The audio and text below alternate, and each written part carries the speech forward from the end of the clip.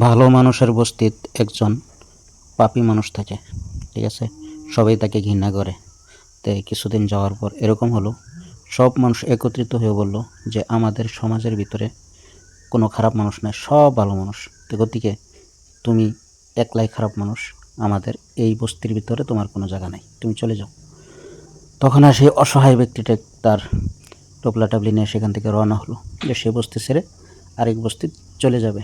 তখন সে যখন সেই বস্তি থেকে বের হওয়ার পরে আরেকটা বস্তি যাওয়ার টাইমে রাস্তার ভিতরে যখন সে মাথা ঘুরান দিয়ে যখন পড়ে যায় বেহুশ হয়ে, ততক্ষণ পর তার মালিকুল মউত চলে আসে। আর যখন মালিকুল মউত তার মাথার সামনে খাড়া, সেই মানুষটা অসহায়, এই দিকে তাকায় ওই দিকে তাকায়, দেখে যে সে যে বস্তির যাইতে চাইছিল সেটা সম্মুখে এখনও যায় পায় নাই। আর সে যে বস্তি থেকে বের হয়েছে সেই বস্তিরা তো তাকে তাড়িয়েই দিয়েছে। এখন আর কী করবে?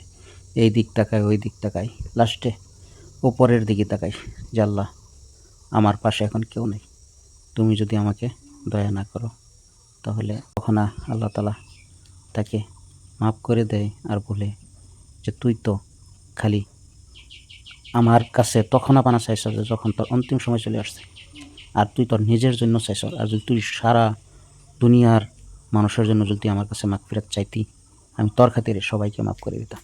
তো দেখেন আল্লাহ তালা কত দয়াবান, কত রহমান, কত রহমানির রহিম।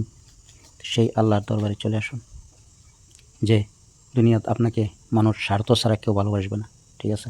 যতদিন আপনার থেকে স্বার্থ আদায় করতে পারবে ততদিন আপনার কাছে মানুষ থাকবে।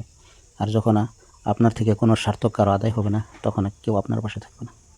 আপনার ধন সম্পত্তি, ছেলে মেয়ে, যত কিছু দেখেন কিচ্ছু আপনার সাথে যাবে না, ঠিক আছে? তো সময় থাকতে সময়টাকে সদ্ব্যবহার করেন, মানুষের সাথে ভালো আচরণ করেন। আর যে রব্বে কারিম আমাদেরকে এত অফুরন্ত নিয়ামত আমাদেরকে দিয়েছে, সেই নিয়ামতের শুকরিয়া আদায় করেন।